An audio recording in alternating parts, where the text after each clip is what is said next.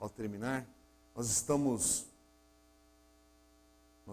estudando a carta aos Filipenses, hoje a quarta mensagem, e eu queria te convidar a meditarmos nesse texto de hoje, Filipenses 1, versículos 12 a 18. Eu vou ler na NAA, Nova Almeida Atualizada, Filipenses 1, 12 a 18. Diz assim a palavra do Senhor. Quero ainda, irmãos, que saibam que as coisas que me aconteceram têm até contribuído para o progresso do Evangelho, de maneira que toda a guarda pretoriana e todos os demais sabem que estou preso por causa de Cristo. E os irmãos, em sua maioria, estimulados no Senhor por minhas algemas, ousam falar a palavra com mais coragem. É verdade que alguns proclamam Cristo por inveja e rivalidade, mas outros o fazem de boa vontade. Estes o fazem por amor, sabendo que estou incumbido da defesa do Evangelho. Aqueles, porém, pregam Cristo por interesse pessoal, não de forma sincera, pensando que assim podem aumentar meu sofrimento na prisão. Mas que importa, uma vez que de uma forma ou de outra Cristo está sendo pregado, seja com fingimento, seja com sinceridade, também com isto me alegro, sim, sempre me alegrarei. Amém. Vamos até aqui. Fica com a sua Bíblia aberta, o texto vai estar sendo projetado também para quem está acompanhando no multimídia aí e na online, mas se for possível, fique com a sua Bíblia aberta. Nós estamos meditando nesse texto, Filipenses 1, 12 a 18. Eu queria citar, irmãos, nessa introdução, eu encorajei a igreja, tenho indicado quem puder e desejar comprar um livro nesse tempo que a gente vai estar meditando aí nas próximas semanas. Com certeza, até o final deste ano, dezembro de 2021, a gente vai estar estudando, meditando em Filipenses. E tem um livro do pastor Steven Lawson, ele tem um comentário bíblico em Filipenses para você, da Edições Vida Nova.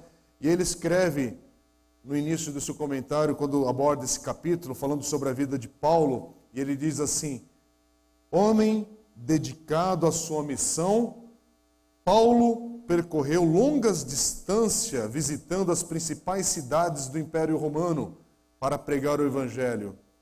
E ele escolheu propositadamente os centros mais populosos da Macedônia e da Grécia, como Filipos, Tessalônica, Corinto, Atenas e outras cidades.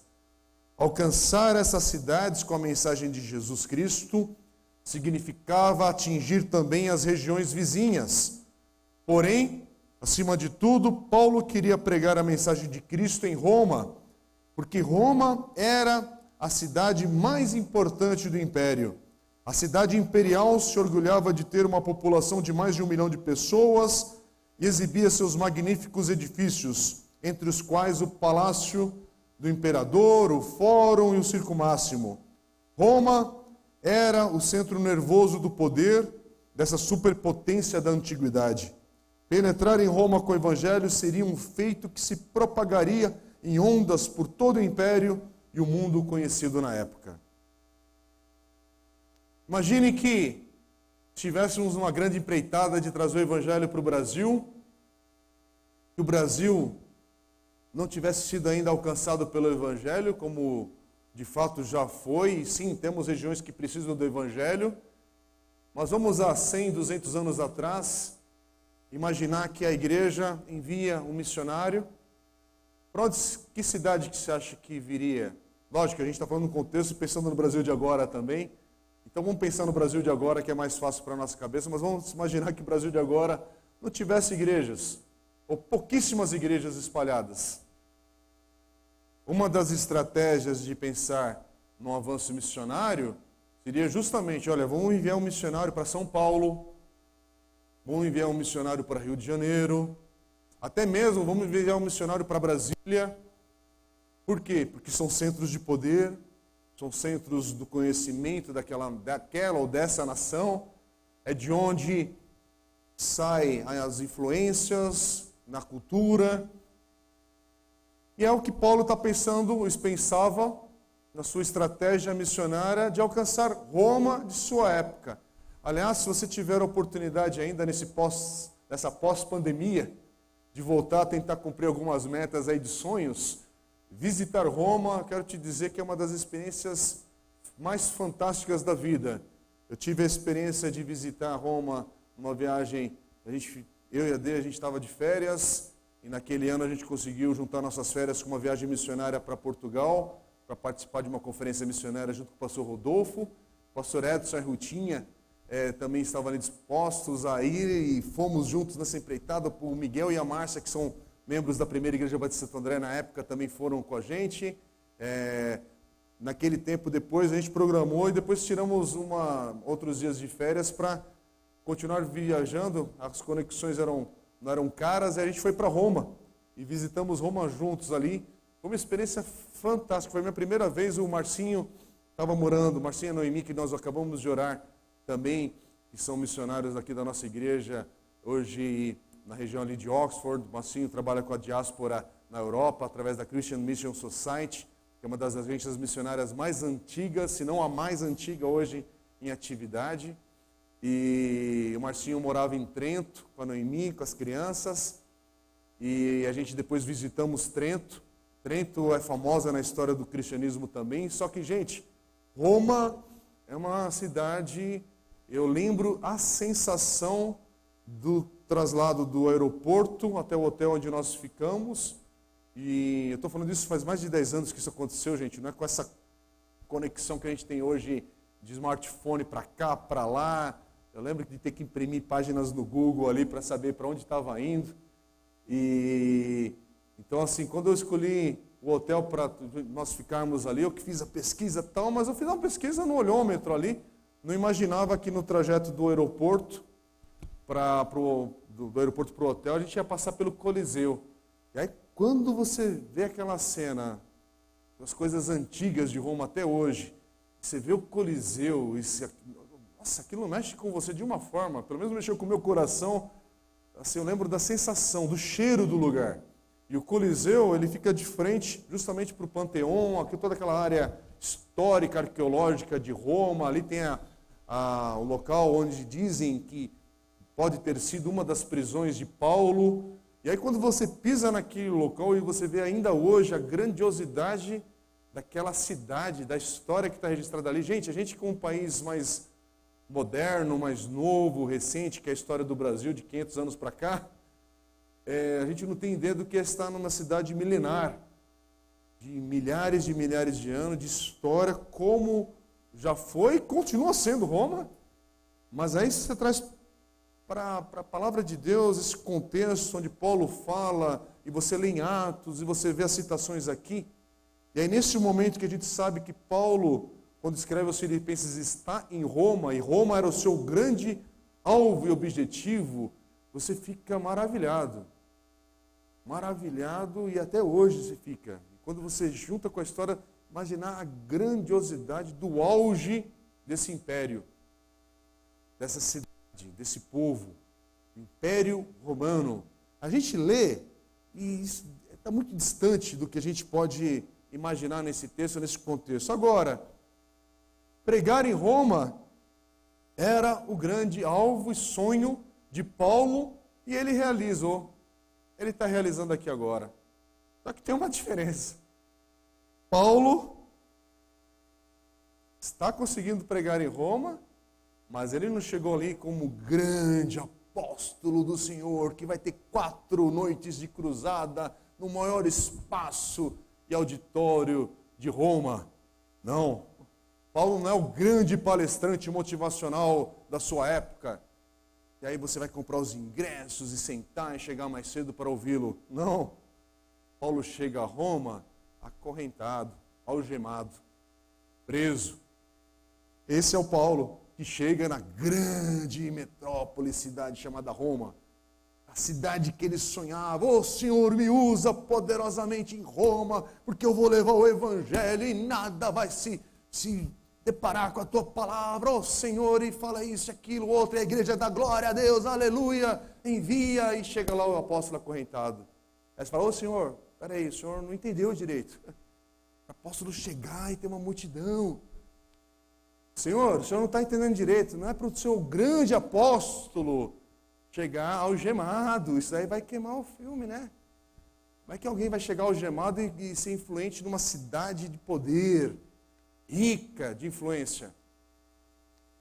Isso não combina, né, com evangelho, prosperidade. Afinal, o grande apóstolo Paulo tem que chegar de jatinho, porque com jatinho eu posso levar em velocidade todo o evangelho.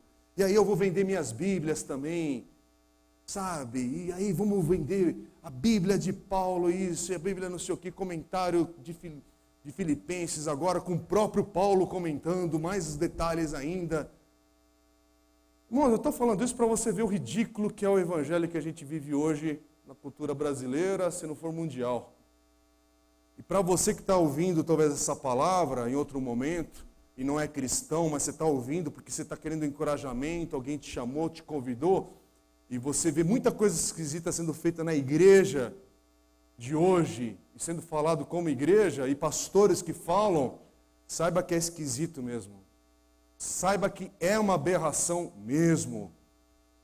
E a gente tem que falar, irmãos, pastor que tem jatinho, é que a pessoa, olha, se distanciou da graça faz tempo.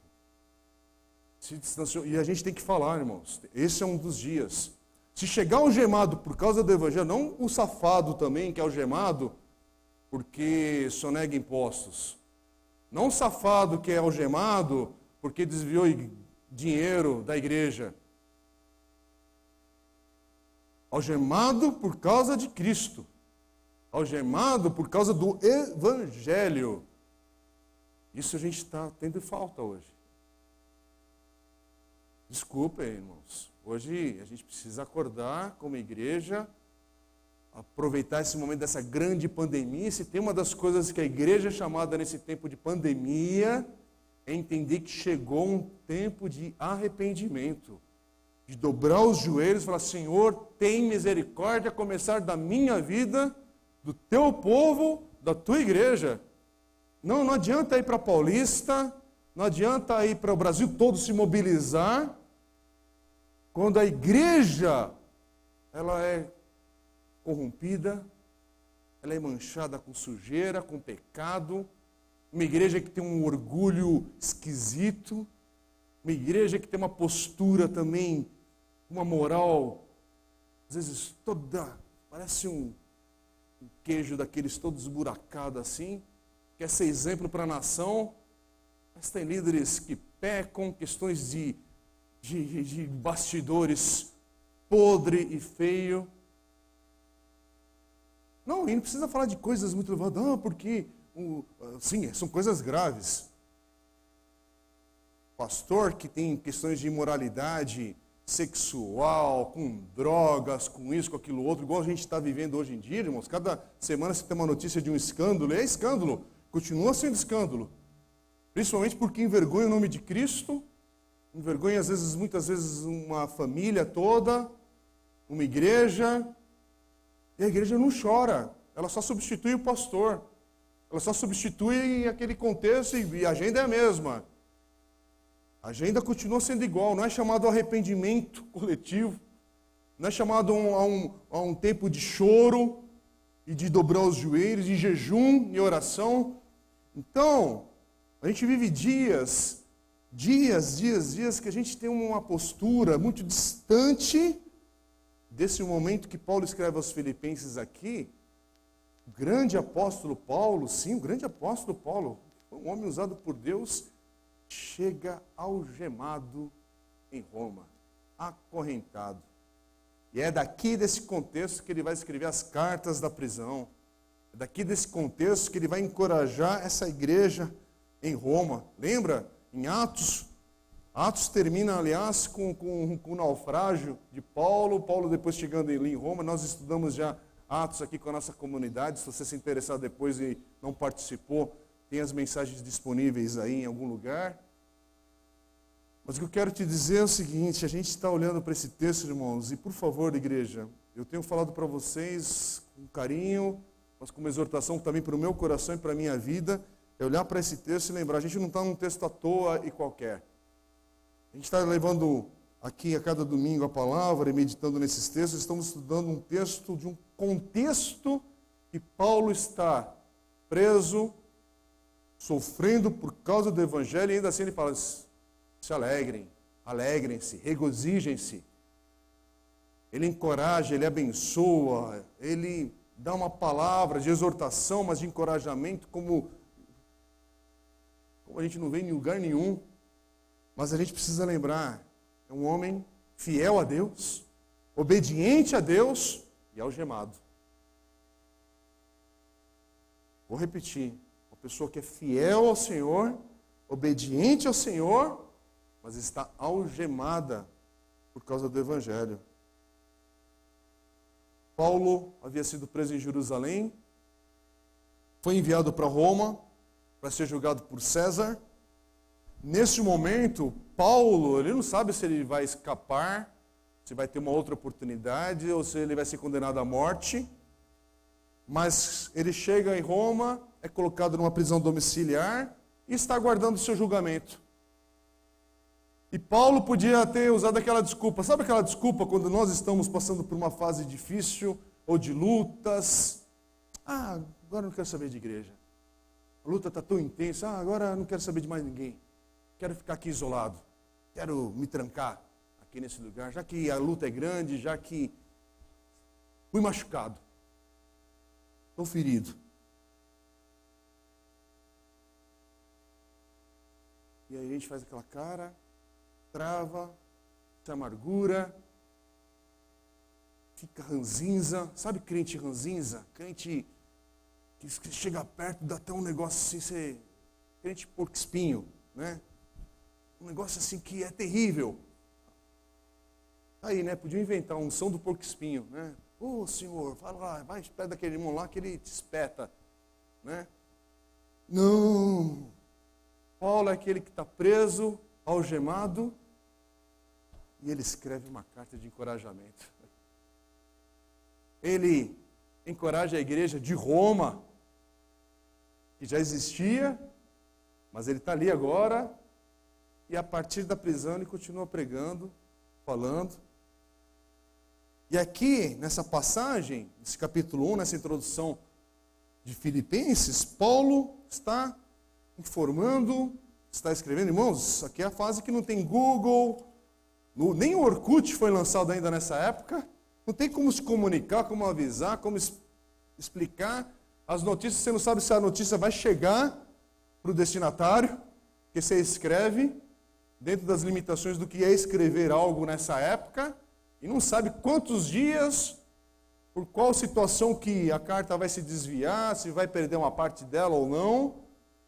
Mas ele escreve, ele investe tempo, ele abre seu coração, e aí ele está buscando aqui instruir e informar uma igreja que não sabe o que aconteceu com Paulo. Ele sabe que Paulo está preso, mas aí essa carta aos Filipenses é isso. Paulo está aqui querendo informá-los sobre essa prisão em Roma. E aí, ao mesmo tempo, ele fala assim, olha, eu estou preso, mas regozije-se no Senhor. Alegre-se no Senhor. Lembre-se, a gente precisa lembrar, esses irmãos filipenses, a gente já falou um pouco nos últimos domingos sobre a igreja em Filipos. Quem tiver curiosidade, vá para Atos capítulo 16, que é o início dessa igreja. Mas os irmãos filipenses, de alguma maneira, os relatos vão chegando até eles. E eles sabem das dificuldades que Paulo está passando. Lembre-se que Paulo é o ex-pastor dessa igreja. É o ex-fundador, ou o fundador dessa comunidade ali, dessa igreja em Filipos. Eles têm carinho, têm amor, têm preocupação, têm vínculos, têm laços. Eles sabem que Paulo foi enviado a Roma preso, sabem que ele já passou por um naufrágio, talvez saibam que ele foi picado por cobra, sabe que ele já apanhou muito, e eles são preocupados. Paulo tinha um vínculo de amor com essa comunidade impressionante, meus irmãos. Um vínculo de amor, um vínculo espiritual. E aí a preocupação, como é que é essa cadeia? Como é que é a condição? Será que o julgamento já aconteceu? A gente está aqui preocupado, mas será que já foi julgado? Será que ele já foi condenado? Será que está vivo? Porque, irmãos, imagina, quando Paulo escreve, até a carta chegar, ser lida, um monte de coisa pode ter acontecido. E a gente vive essa época, essa geração que as informações elas se dão instantaneamente. Eu não sei se você percebe, a gente despreza muito a riqueza do nosso tempo. Você tem um instrumento na tua mão chamado smartphone, poderosíssimo, que até faz chamada, até liga, porque smartphone é uma outra coisa. Ele até faz ligação, mas é uma outra coisa.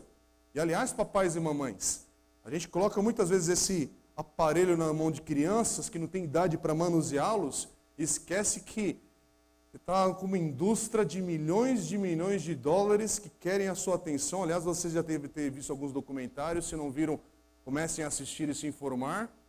E a gente não está percebendo que a gente está colocando uma ferramenta nas mãos das crianças que elas não têm condições, ela não tem estrutura para ter aquele aparelho na mão dela. O investimento financeiro que está na mão dela já começa daí, até do próprio aparelho, mas quem é da área de TI aqui, Daniel sabe disso, os milhões que são investidos nessa tecnologia que vai no smartphone hoje, irmãos. Uma criança, eu não vou determinar aqui a idade, mas ela não tem condição de ser proprietária de um aparelho chamado smartphone. Ela não tem essa estrutura.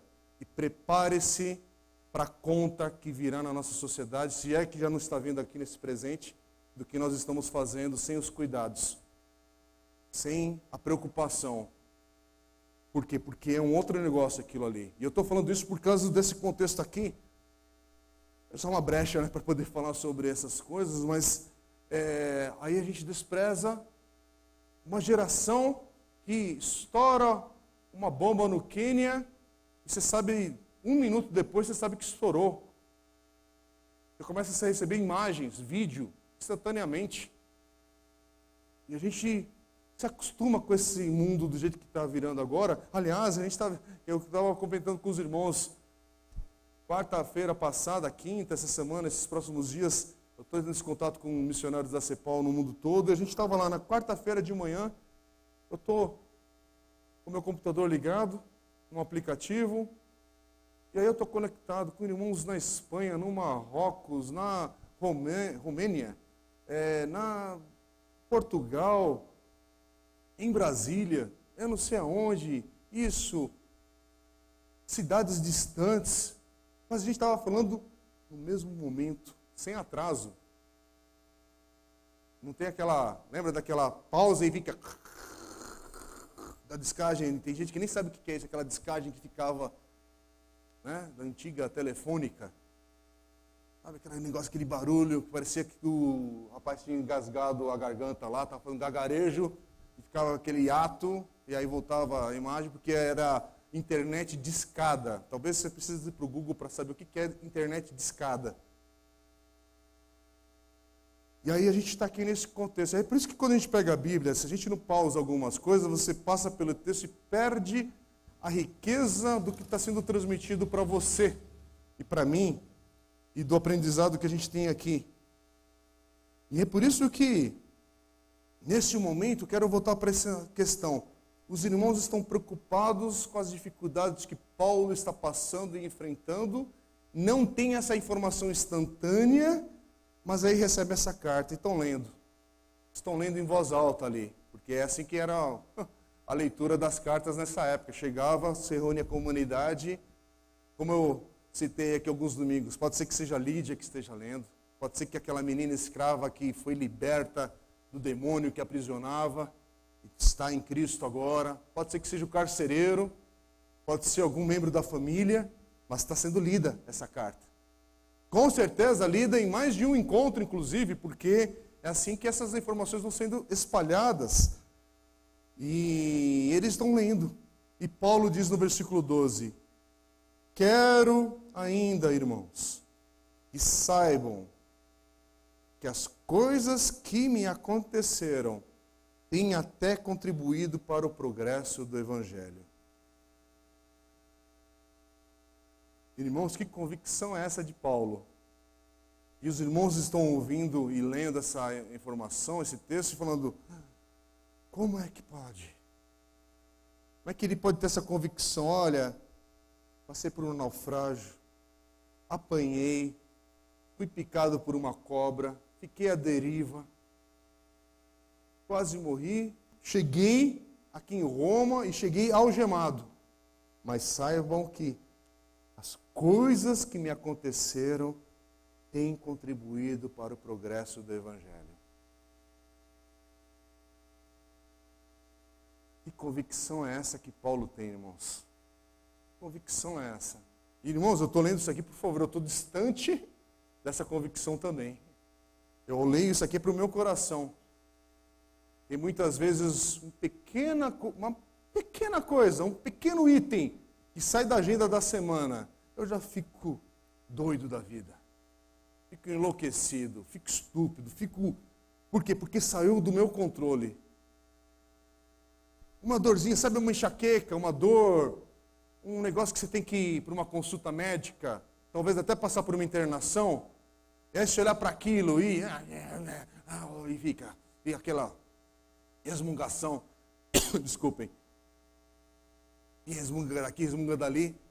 Mas imagina Paulo indo para o Hospital Brasil, aí ele chega ali, convênio trava de alguma maneira, a mensalidade está paga, está em dia, mas travou no sistema. A internação não sai, você vai para a enfermaria, mas eu pago o quarto particular.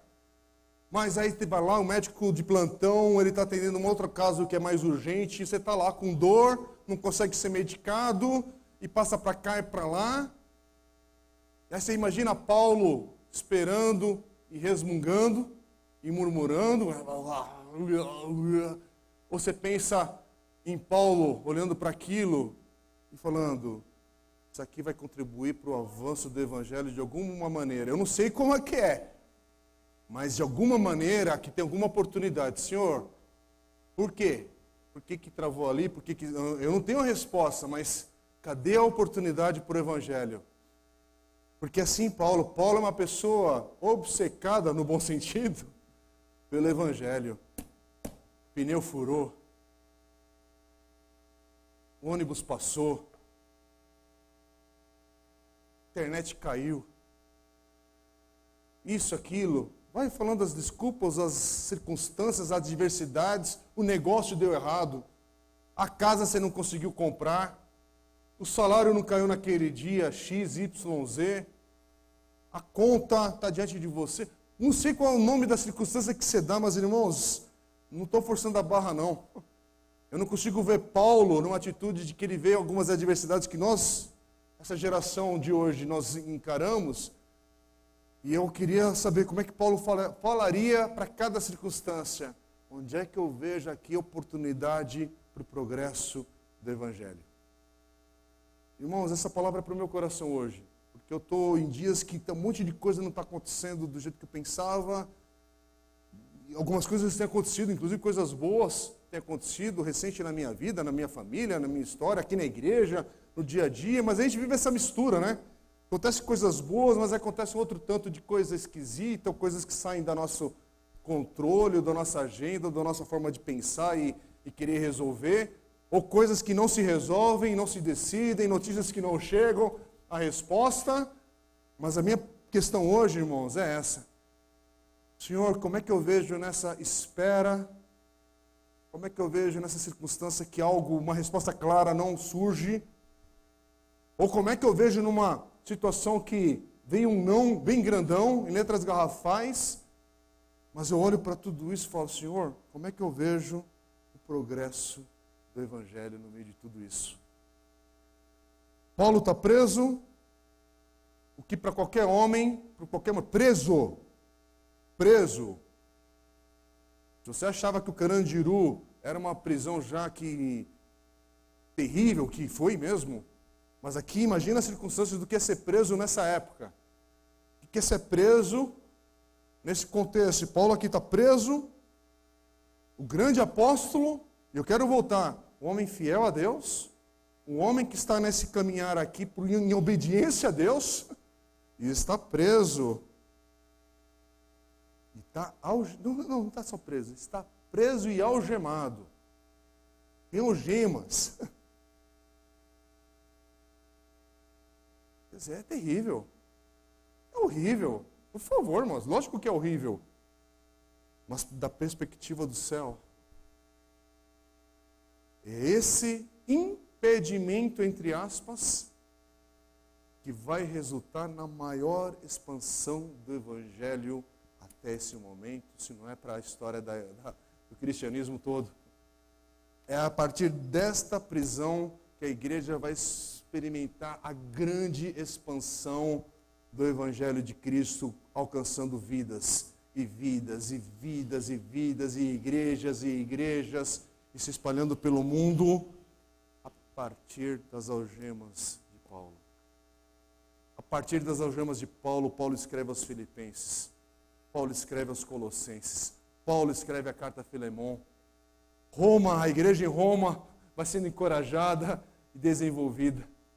É a partir dessa prisão, inclusive, que Paulo vai testemunhar, defender ali o motivo da sua prisão, que ele não está ali para derrubar César nem nada, ele está ali para falar de Cristo. E aí é algo que a Bíblia não relata, mas aí são os relatos que a maioria dos historiadores afirmam, e a gente pode contar ou narrar essa parte da história sem muito conflito, mas acredita-se que Paulo ele é liberto dessa prisão aqui, porque ele consegue justamente provar que ele não é uma ameaça a César. Ele está ali por causa do Evangelho. E por causa disso a igreja, neste momento, não vai ter uma grande perseguição e massacre. Isso vai vir depois num outro contexto, numa segunda prisão que Paulo vai passar. Inclusive que aí ele vai perder sua vida, e é o contexto da carta de 2 Timóteo. Que ali sim ele está no final da vida, há poucos momentos de experimentar a morte.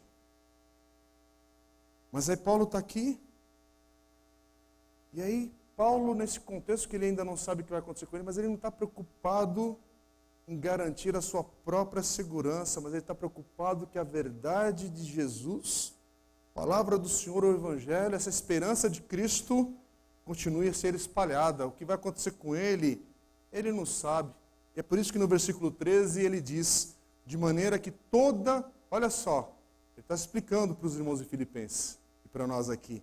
E aí ele vai colocar esse contexto, e é por causa desse contexto, desta prisão, que toda a guarda pretoriana, quer dizer, a guarda ali, a elite que protegia César, e todos os demais sabem que estou preso por causa de Cristo. Como é que Paulo ia alcançar a casa de César? Paulo podia ter pensado numa estratégia, olha, irmãos, vamos pensar aqui, Paulo vai ficar preso, e aí a guarda pretoriana vai vir, e ele vai estar algemado, e por causa das algemas ele vai estar sempre ali, um guarda, ouvindo o Evangelho, sendo ensinado por Deus. Você acha que isso é uma estratégia de pastores, de líderes e da igreja? Só algo sobrenatural, conduzido pelo Espírito de Deus, podia promover uma coisa louca dessa, irmãos. Por causa dessa prisão, por causa dessa algema, Paulo recebe essa atenção especial de ter um guarda da casa de César, da elite de César, aos seus pés, discipulado permanente, com rodízio ainda de soldados sendo trocados, troca de guarda, e com isso ele vai fazer a grande escola de discipulado em Roma. E aí, essa guarda, essa elite romana, começa a saber que o motivo da prisão é Cristo. Quem é Cristo? Quem é esse Jesus? Como escreveu o comentarista bíblico James Boyce, ele fala assim, o sofrimento de Paulo não foi nem corretivo, nem instrutivo, mas simplesmente um sofrimento permitido por Deus, para que o Evangelho pudesse se espalhar e alcançar os outros. Não é interessante pensar dessa maneira? Sim, pode ser que você esteja passando por uma luta, uma dificuldade, porque você fez besteira. Porque você pecou gravemente e tem uma consequência desse teu pecado. E pode ser que você entrou num caminho que agora, olha, tem consequência, você vai ter um aprendizado por causa dessa dor. Pode ser que você está passando também por uma luta, uma dificuldade, que é um momento, pode ser de correção, e pode ser de aprendizado, de instrução. Que nem papais e mamães. Você está ensinando, às vezes, o filhinho, a filhinha a andar de bike. Eu estou nesse processo aí com as meninas em casa. E vai ter hora que vai cair. Porque para andar de bicicleta tem que levar tombo. Aí você pode tentar proteger com capacete, com joelheira, cotoveleiro, o que for. Mas vai ter queda. Criança tem que ter cicatriz, gente. Uma criança que é ilesa, ela é frágil. Na verdade, você não está protegendo, você está fragilizando o teu filho e a tua filha. Tem hora que para andar, você fica atrás assim e fala, ó, ela vai cair. Coloca uma almofadinha aqui lá, mas tem uma hora que vai acertar a cabeça na parede, vai ter galo. Lógico, você vai evitar. Se tem uma escada 10 degraus elevados ali, você não vai colocar um menino de 1 ano e 1 dia lá para fazer um teste. Ó, vamos lá, você é forte, vai lá. Não é assim que você faz filho macho, né? Isso é estupidez também. Mas espera aí. Para dar os passos, para crescer na vida, sabe aquela mamãe que o cabra tem 30 anos de idade, eu vou falar, tem 30 anos de idade, se você ainda faz o miojo dele, você está criando um filho para ser frágil para a vida. Miojo, tem que aprender cedo. E ainda mais agora com essa geração do YouTube. Tem que ir lá, clicar. Não é possível. O menino tem 27 anos e não sabe fazer pipoca de micro-ondas. Alguma coisa na vida está errado. E você, como mãe e pai, está errando também nesse processo todo. Então, tem que andar. E na caminhada com Deus, irmãos, tem algumas coisas que tem que andar. Tem algumas coisas assim, a gente busca o conselho entre irmãos e irmãs, aqueles que são, tem uma caminhada mais longa aí, de vida, mais madura. Existe um amadurecimento diferente na caminhada com Cristo, que você vai se aconselhar e isso e tal. Mas chega uma hora de algumas tomadas de decisão, você toma a decisão. Você não tem que ligar para apóstolo, para pastor, para profeta, não. Você vai para a palavra de Deus, que é sua companheira dia a dia, confia no Senhor e anda, prossegue. E você fala, irmãos, orem por mim que eu tenho que tomar uma decisão. Mas anda. Igreja aqui parece que é uma eterna amuleta na vida do crente. Para tudo depende do profeta. Para tudo depende de não sei o quê. E normalmente o profeta ainda pede a prestação. Tem que pagar em 3 vezes ou 4. Já aceita a maquininha para dar profetada. Sabe, é aberração mesmo, irmãos, esse negócio. Quando eu falo isso, parece que é piada, mas é tão real. E aí, peraí, você acabou de se converter? Não, na verdade eu tenho já 45 anos, desde os 5 anos eu sou evangélico, de igreja, de família evangélica, isso, mas ainda precisa dependente espiritualmente, porque não avança, não progride, não sabe passar pela vida. E aqui Paulo é um exemplo que a gente precisa abrir o nosso entendimento hoje, irmãos, que é assim, eu não sei explicar o porquê do teu sofrimento. Por mais que a gente sentasse por 1, 2, 3 horas, irmãos, como é que eu vou explicar para alguém aqui que tem 30, 40, 50 anos de idade, pode até ser mais novo, mas você já tem uma história, você tem uma caminhada de erros, de acertos, de família, de contexto familiar, de decepções, de machucados, de feridas, de expectativas, de vitórias, de alegrias, de muita coisa de experiência na vida, cada um aqui, por isso que a igreja é essa diversidade bonita, essa riqueza absurda de histórias, de vidas, de decisões, de contextos, de fé, de decepções. Mas chega um momento aqui, como Paulo, que você tem que entender o seguinte, olha, eu não tenho condição, eu tento te entender, eu tento te compreender, eu tento assimilar um pouco da tua história, de ter uma empatia que seja verdadeira, de preocupação, mas chega um momento que eu falo, olha, a tua história ela é grande demais para eu compreender no todo, mas confia no Senhor, confia em Deus, entrega o teu caminho ao Senhor, confia nele, e o mais ele fará, a palavra dele diz isso. Olha, dê o próximo passo. Eu não sei se o Senhor está te corrigindo, se Ele está te instruindo, ou se por meio de tudo isso você confia que Ele está sendo soberano sobre a sua vontade, te conduzindo para algo que vai trazer glória ao nome dEle, porque essa circunstância essa situação que você está passando, enfrentando, e essa dor que está presente no teu coração, submete isso, entrega isso ao Senhor. Porque se não tiver diante do Senhor essa entrega, a gente fica doido nessa vida, ainda mais nessa fase que a gente está vivendo. Mas entrega isso ao Senhor e fala: Senhor, eu não sei a resposta. Eu não tenho condição de saber plenamente. Eu tenho uma impressão, talvez, mas talvez nem isso você tenha. Então, Senhor, eu tenho aqui meu coração, essa dor, essa circunstância chamada pelo nome, e apresento ao Senhor. E o que eu peço hoje é o seguinte: Paizinho, esse ensino aqui que eu estou aprendendo de Paulo, como o teu Espírito instruiu Paulo a escrever esse texto, eu creio que esse texto é inspirado pelo teu Espírito Santo. Paizinho, eu quero crer que, apesar de mim, apesar da minha história, apesar de o Senhor saber quem eu sou na minha intimidade, o Senhor pode tomar tudo isso aqui e fazer algo que seja uma bênção para o progresso do Evangelho. E consiga e prossegue, meu irmão. Quem disse que a igreja vai ter a resposta aqui em 45 minutos de pregação? Quem disse que o teu pequeno grupo, teus líderes vão ter uma resposta, a tua esposa vai ter uma... Irmão, você está jogando um peso que é grande demais para o outro. Mas a gente está aqui, olha, eu não sei, mas vamos confiar no Senhor. Vamos avançar. Vamos perseverar. Vamos continuar nessa caminhada. Versículo 14, Paulo diz assim: e os irmãos, em sua maioria... Se Paulo falou em sua maioria, ele não falou todos.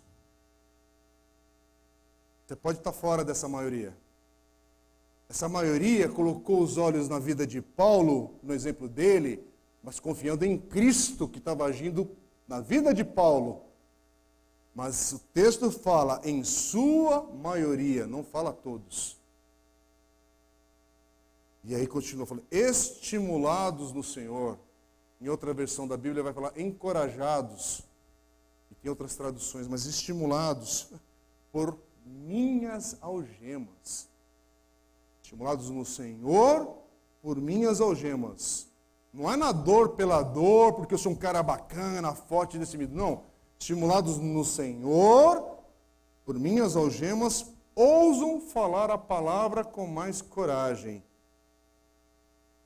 Paulo está falando aqui, olha, os crentes em Roma estão testemunhando do Senhor, porque eles colocaram a confiança não em Paulo, mas no Senhor, que tem sustentado Paulo na prisão, ainda algemado, e eu confio nesse Senhor, que é o mesmo Senhor de Paulo, por causa do testemunho de Paulo. Presta atenção no que está sendo dito aqui.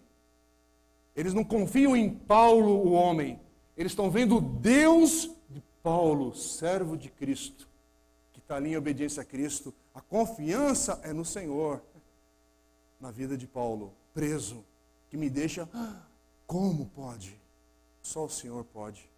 Só o Espírito de Deus na vida de um homem e de uma mulher pode sustentar e fazer. Irmãos, Paulo diz aqui que é por causa das algemas dele, mas pode ser outra circunstância. Você pode ter passado por um luto, ter chorado, ter se entristecido, ter vivido o processo que um luto requer de cada um de nós. Mas ainda assim teu lábio glorificou o Senhor, louvou o Senhor. Ou foi um tempo até, porque a gente pensa assim, a gente tem, irmãos, uma coisa muito triste, é quando alguém que a gente ama morre, e irmãos que também nos amam, mas muito ingenuamente quer defender Deus nessa hora, porque acha que você vai ficar biruta, que você vai negar a fé, e aí o cara que, não, mas Deus sabe todas as coisas. Meu amigo, eu sei que Deus sabe todas as coisas, mas nesse momento agora eu quero que você chore comigo. Eu não quero que você justifique, seja o advogado do Senhor. É para você ser o consolo do Senhor. Imagina, já pensou a diferença? É que nem agora, irmãos, estamos numa fase de pandemia, de crise, disso tudo. Agora não é hora de sermos acusadores do Senhor na vida dos outros. É hora de sermos o consolo do Senhor, o amparo do Senhor para quem chora, para quem lamenta, para quem está perdido. É o que Paulo está fazendo. Eles está preso, mas é um homem que confia no Senhor e prossegue. Agora, a profundidade desse texto é tão grande, irmãos, que um outro jeito de olhar para isso é lembrar que se Paulo não estivesse preso, a igreja em Roma estaria enfraquecida nesse empenho mobilizador dela. Porque sem a prisão de Paulo, será que os irmãos em Roma estariam falando ousadamente de Cristo? Porque é por causa da prisão que o evangelho vai avançar. A gente pode até pensar assim, não, mas Deus poderia fazer outra coisa. Poderia, mas não aconteceu. Então, isso aqui é uma história fechada. Aconteceu isso. E a partir dessa realidade aqui que eles estão vivendo, olha o que acontece. Por causa das algemas de Paulo, a guarda de César, a elite de César, está sendo alcançada por Jesus, e está sendo alcançada de tal maneira que no capítulo 4, versículo 22, Paulo vai falar dos santos da casa de César, a igreja dos santos em Filipos. Ele já chama, ele identifica uma igreja, irmãos, há uma congregação na casa de César, só por causa da prisão de Paulo. Olha a doideira disso tudo. E as pessoas estão testemunhando, e não sabem ainda se Paulo vai sair vivo dessa. Mas eles estão com uma ousadia, porque está falando. E é o Espírito de Deus que faz isso, irmãos, por favor. É o poder de Deus na vida de Paulo e na vida dessa igreja, e a gente precisa olhar. Eu quero repetir uma frase que o pastor Steve Lawson, ele cita nesse texto aqui, eu anotei aqui, ele diz assim: um crente em chamas pode transmitir a milhares uma ousadia renovada para dar testemunho da sua fé em Cristo. Ah, irmãos, como a gente está precisando de uma geração do Senhor em chamas para transmitir o poder do Evangelho a uma geração que está aflita, perdida, desorientada, desnorteada, empresas fechando, casamentos acabando, famílias rachando, brigas entre amigos, entre famílias, por causa de ideologias políticas, por causa de decisões, por causa do coração conturbado. E esse aqui, você olha para tudo isso e continua na Netflix ali, seguindo o seu roteiro normal de programação, de filmes e tudo mais. O cara tem 50 anos de idade, vendo o mundo cair ao redor, mas está ali com o programa dele do videogame, do negócio, não altera, não muda. Eu nem vou olhar para a segunda fileira para o meu irmão Beto, que gosta muito de videogame. Beto, que Deus tenha misericórdia, né, Beto, da gente aí. Eu sou da geração do Atari ainda. Não estou nessa tentação dos videogames aqui. Mas aqui não é para falar recado para A, B ou C. Eu falando de uma época que a gente está vivendo maluca. Que a gente tem esses negócios assim, a vida está desmoronando e o cara está lá comendo pipoca. Em vez de estar dobrado o joelho, buscando o Senhor, falando: Senhor, se não for o Senhor, quem? Se não for o teu Evangelho, o que vai transformar a minha vida? É por isso, irmãos, que a gente está vivendo uma época, irmãos, por favor, é de não se conformar com os valores deste mundo e com aquilo que se chama igreja evangélica deste hoje também. Uma igreja que muitas vezes ela só mudou a agenda dela porque se transformou em online. A grande transformação que a igreja passou, porque agora o culto é online.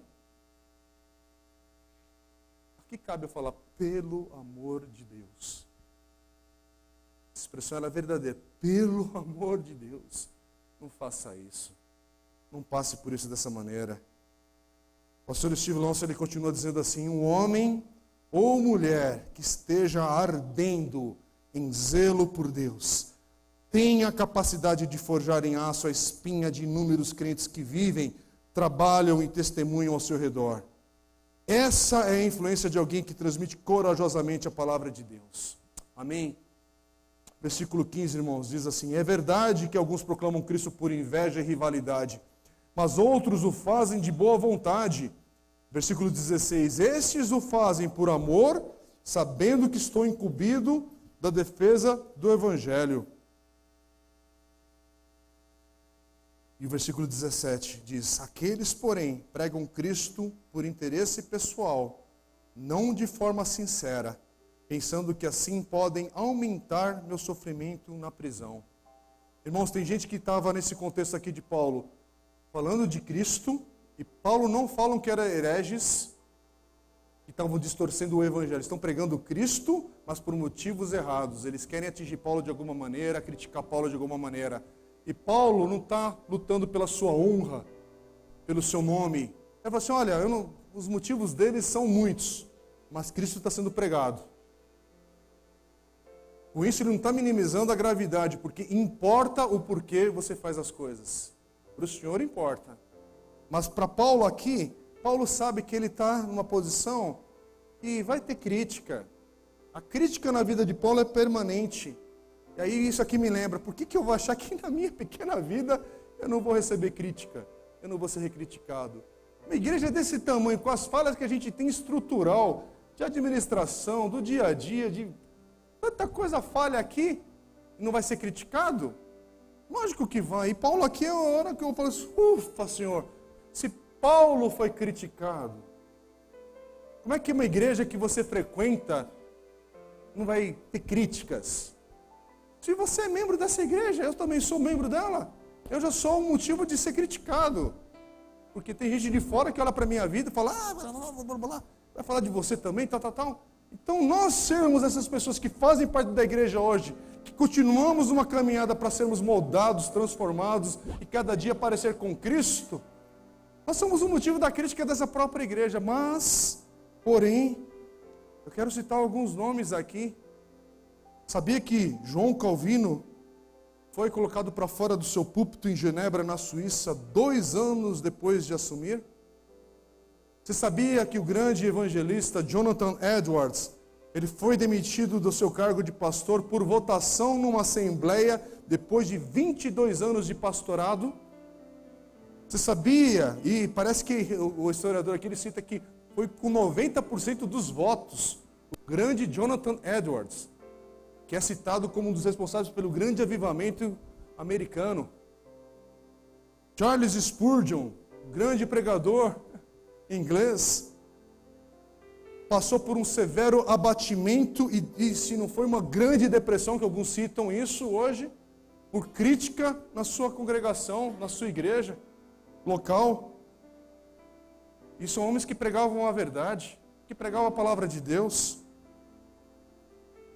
E se é algo que não deve caminhar junto, mas às vezes quer caminhar junto na insistência ali, e aí a coisa fica feia, mas amor, inveja, sentimentos que não devem andar lado a lado, principalmente numa igreja, não pode andar, não pode, não deve.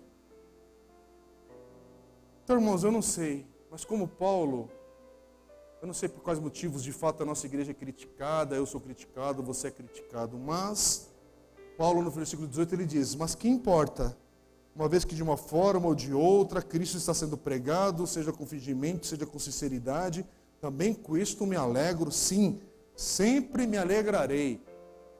Paulo não está falando que sempre me alegro, sempre me alegrarei com os críticos, com as críticas. Ele se alegra por causa de Cristo e Cristo apenas. Cristo. Paulo está falando assim, olha, o que importa não é a minha imagem. Irmãos, eu posso me desligar aqui da igreja por um bom motivo, inclusive. Posso ir pastorear outra igreja daqui a alguns anos. Daqui a 20 anos, ninguém nem lembrar que eu fui um dos pastores plantadores dessa comunidade e tal. Mas se essa igreja for obediente, fiel ao Senhor, isso é o que importa. Por favor, a gente tem que ter esse tipo de atitude. Eu não estou falando agora aqui não, o que importa é que aqui continue um grupo fiel ao Senhor, obediente ao Senhor. Mas a minha própria imagem, muitas vezes eu quero essa afirmação, mas eu estou errado. Muitas vezes eu quero o elogio, eu quero aquela paparicação, mas isso é do homem. O que importa é Cristo, é o Senhor. E essa oração é para o meu coração, porque, Senhor, quero esse quilate de fé, de postura que Paulo teve. É um exemplo para eu me agarrar, me abraçar e falar, Senhor, faz de novo isso. Começar no meu coração, no coração dos meus irmãos aqui. Paulo jogado numa prisão. Ele é alvo de críticas da rivalidade que ele tinha, mas ele se regozija no Senhor. É por causa de Cristo. É por por causa do poder do Espírito Santo e por causa que para Ele o que importa é o progresso do Evangelho. Isso é tudo para a vida de Paulo. Então, meu irmão, minha palavra para você hoje, desculpe, talvez se isso não é o tipo da resposta que você veio à igreja com aquele, Senhor, hoje vou apresentar uma oração e no final do culto eu vou ver que o teu Espírito desceu sobre todos e veio a resposta e a solução. Mas, irmãos, desculpe, o Evangelho ele não é sobre o nosso conforto em primeiro lugar, mas é sobre o nome de Cristo ser conhecido em toda a terra, a partir da minha vida. Talvez você tenha que abrir mão de coisas para ser obediente e fiel ao Senhor, onde Ele te levar. E eu não sei aquilo que o Senhor está pedindo de você, isso é demais para mim.